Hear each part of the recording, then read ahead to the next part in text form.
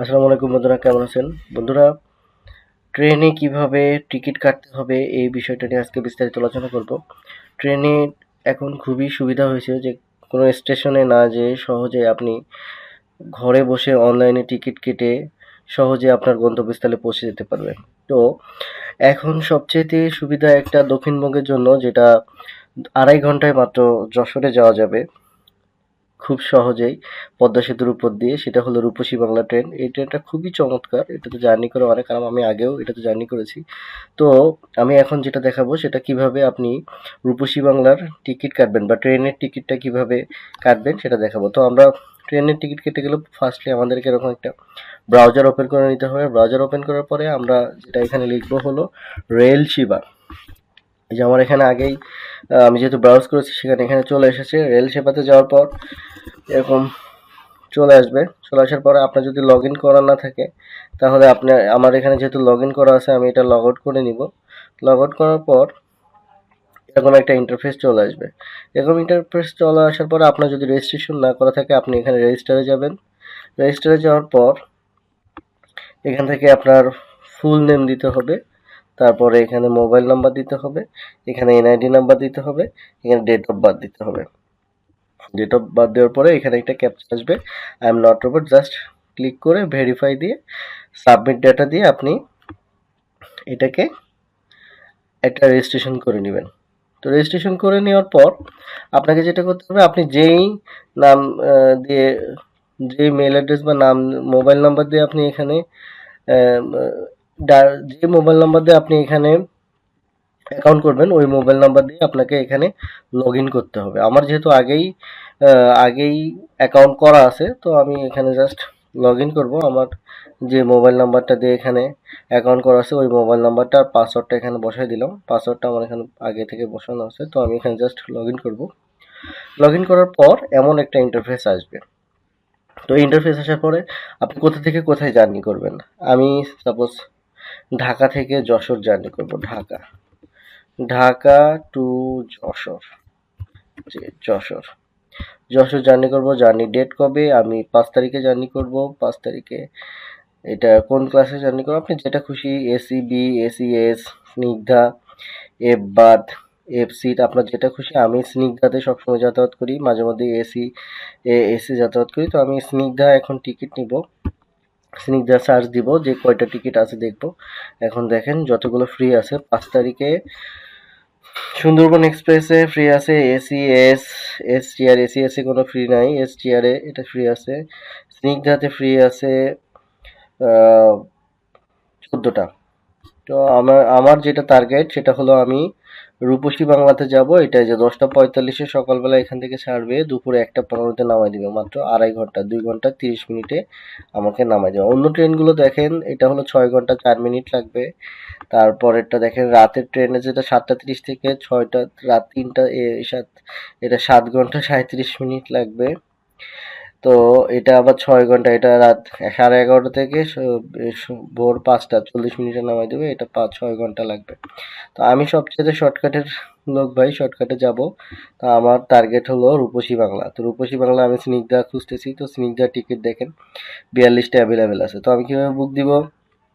এটার আবার ডিটেলস আছে। আপনি ট্রেন ডিটেলস দেখতে চাইলে কোথায় কোথায় থামবে এখান থেকে দেখা যাবে, যে স্টেশনটা কোথায় কোথায় থামবে, কত মিনিটে নামা যাবে। তো দেখেন ঢাকা থেকে ছাড়বে 10টা 45-এ, তারপরে ভাঙ্গা জংশন 11টা 47-এ, কাশিয়ানী 12টা 15, নড়াইল 12টা 42, যশোর 1টা 15, বেনাপোল 2টা 25। তো আমরা যশোর নামবো 1টা 15-তে। তো আমি স্নিগ্ধাতে ক্লিক করলাম, বুক নাওতে ক্লিক করে আমি ঢুকে গেলাম। এই যে চলে আসলো এখানে সিট। গতে সিট দেখাচ্ছে 0, ঘতে দেখাচ্ছে 8টা সিট অ্যাভেলেবেল আছে। ঘতে শেষের দিকে আছে, আমি শেষের দিকে নিব না, শেষের দিকে একটু ঝাঁকি লাগে। ট্রেনের সিট সবসময় মাঝামাঝি নেবেন, তাহলে আপনার ঝাঁকি কম লাগবে। যদিও ট্রেনে তেমন কোনো ঝাঁকি লাগে না তারপরেও। আর এটা যেহেতু এসি ট্রেন স্নিগ্ধা, এটা খুবই লাক্সারিয়াস, ভ্রমণ করে খুবই মজা। তো আমি এখানে দেখেছি অনেকগুলো ফ্রি আছে। 6 বগিতে আছে 21, 22, 23, 31, 32, 33, এই যে 51, 52, 53। আমি 51, 52, 53 আমার 3টা টিকিট লাগবে। আমি এই 3টা টিকিট এখন জাস্ট সিলেক্ট করব। 51, 52, 53 এই 3টা টিকিট সিলেক্ট করার পর যে আমার 3টা টিকিটের প্রাইস চলে আসছে স্নিগ্ধাতে 685 টাকা করে। হ্যাঁ, এটা আমি কন্টিনিউ পারচেস দিব। কন্টিনিউ পারচেস দেওয়ার পর আমার যে মোবাইল নাম্বারটা দিয়ে রেজিস্ট্রেশন করা আছে ওই মোবাইল নাম্বারটাতে একটা ওটিপি চলে আসবে। তো ওটিপিটা আসার পর আমি ওটিপিটা এখানে ইনপুট করব। ওটিপিটা এখনো আসে নাই, এই যে চলে আসছে ওটিপি। ওটিপি আসছে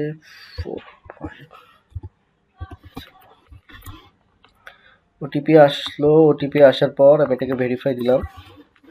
ভেরিফাই দেওয়া হলো প্যাসেঞ্জার, আমার নাম আসবে। তারপরে সেকেন্ড জনের নাম দিতে হবে, থার্ড জনের নাম,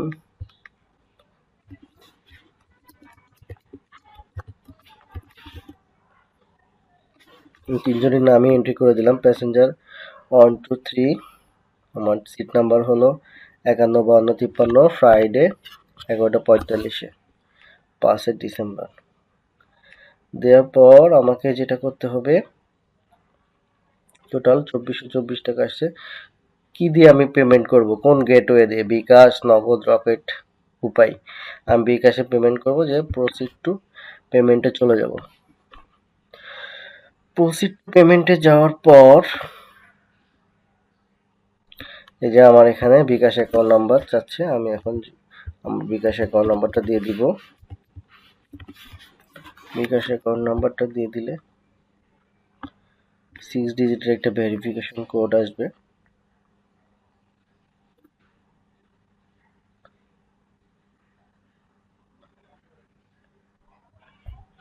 ওয়ান 902।